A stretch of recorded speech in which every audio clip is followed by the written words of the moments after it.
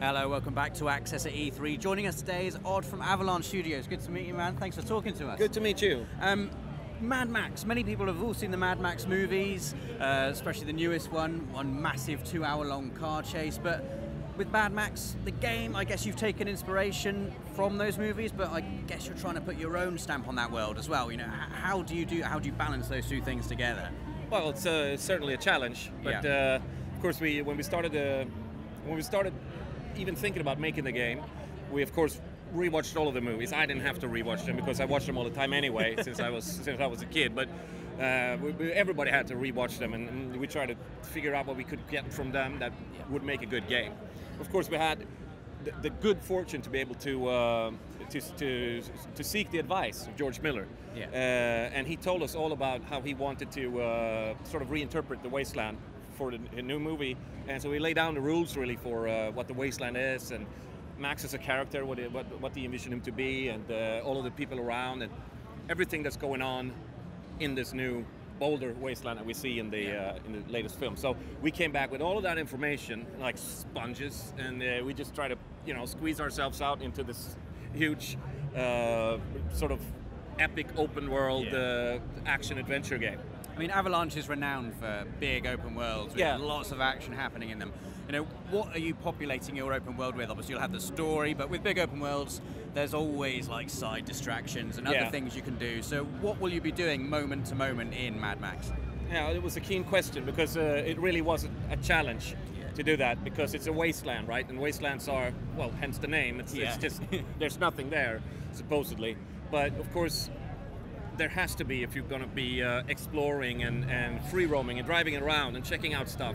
So we've taken great efforts to find a natural way to populate the wasteland with cool stuff to just stumble over, cool stuff to seek out, a vast plethora of bizarre characters, different types of characters that will try to kill you, others that need your help, and so on and so forth. And we just really put a lot of effort into that, and I think that we have succeeded to make it a living, breathing wasteland, chock full of stuff to see and find out. Fantastic. And you mentioned in the presentation that this is very much your own, stamp on the Mad Max universe. This is a self-contained story. What can you tell us about the story? What's Mad Max up to? Well, I see Max almost like a mythological character, if you will. So every tale about him, it's a retelling of the same kind of story for him, in my opinion, and we try to take our own spin on it a little bit. But of course, the bare bones of the story was laid down to us by George Miller, so we had that to run with. But the story is that Max, being a broken man, a completely hollow shell of a man, he's on the run from himself and from his past, and he's Mad Max, as in a crazy person. And he's got these audio hallucinations. He hears the voices in his head from his past. It's haunting him. The only way to stay away from it is to keep on moving forward all the time. His training doesn't allow him to die. He's like muscle memory for him to survive, so he can't just lay down and stop drinking water and just die of thirst. He has to keep on moving, and he has created for himself, in order to survive, a mythological landscape he called the Plains of Silence. And his only goal is to reach that place and find peace. In order to do this, he needs his iconic interceptor, the Black on Black, which you've seen in all of the old adventures. That's his armor, his bubble against this crazy world outside, even though inside is contained a crazy world of his own.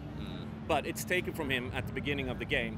And Mad Max now, he's a very recluse animal at the beginning of the game, but he meets this very, very strange little man called Chumbucket, as I think you saw when you were watching the things in there. And Chumbucket is a crazed mechanic who is living a hermit's life, recreating his own religion that he has envisioned out in the desert.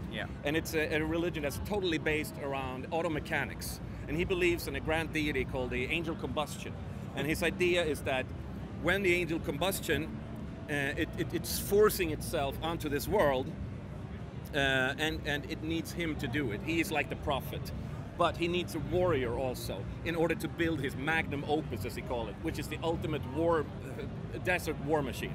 Incidentally, Max also needs an ultimate desert war machine in order to keep on going towards the Plains of Silence, and that's where they kind of meet each other. And this time, Max doesn't kill a guy, he needs his help. So that's where it starts, and then this just takes us off into a very dramatic storyline where Max will grow as a person from being an insane recluse into becoming more and more human. So Max and Chumbuck's interests kind of align, and they kind of do, team yes. together to build this incredible Not war out of machine. not because they like each other or that they even tolerate each other. Actually, they just need the same thing. So that's really interesting from a story point. You say they don't like each other. Will that relationship, I assume, grow as the story moves forward? It kind of grows because they rely upon each other more and more.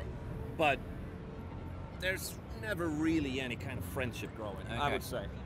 And I want to talk a little bit about the combat, because I've had a go on the game, and there are kind of two types. There's in the vehicle combat, and there is on the foot combat. Yes. But it didn't feel separate. It kind of felt like both of them flowed together really quickly. Like you'd be fighting on foot, and then all of a sudden you're in the car. Is that definitely what you kind of trying to achieve? You didn't want to make it feel like, okay, you're in foot mode now you're in car mode. How do you make it so that the whole it all just flows together into one? It has a lot to do with the controls. The controls are similar. You move forward, you press this button, and you do the same in the car. Also, a natural transition between the car and the on foot. It was very important for us. So it's all about smoothness, really.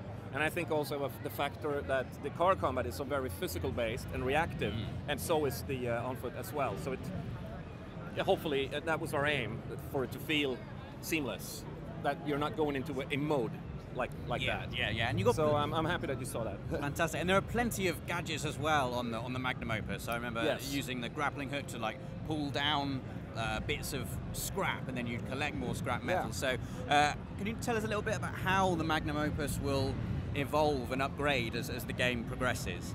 Yeah, at the beginning, when we first see the Magnum Opus, it's more or less like 4 tires, a chassis, and a big crazy ass blueprint made by a religious fanatic. And then it becomes the ultimate war machine, and the player has choices from choosing the body of the car up until choosing what kind of hood ornament, what kind of armor, what kind of razor sharp rims, transmission, engine, everything on the car you get to choose. There's almost an infinite number of variations for it, and it's because the player gets to be Mad Max. It's got to be your choice. It's not something that we present to you.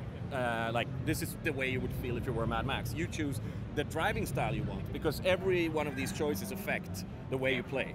So if you choose a very heavy ramming grill, for instance, you need to have a better engine with more torque in order to propel it forward. If you want to be quick, you might have to lose a little bit of that armor and stuff like that. So it's strategic in a way. Fantastic. Well, thank you so much, Rod. Thank the game's you. looking absolutely Thank you brilliant very much. and typically mad. I can't wait to get more hands-on with it. Thank you very much. Make sure you check out Mad Max. Also subscribe to the YouTube channel, because we've got absolutely loads more videos from E3 all through the week.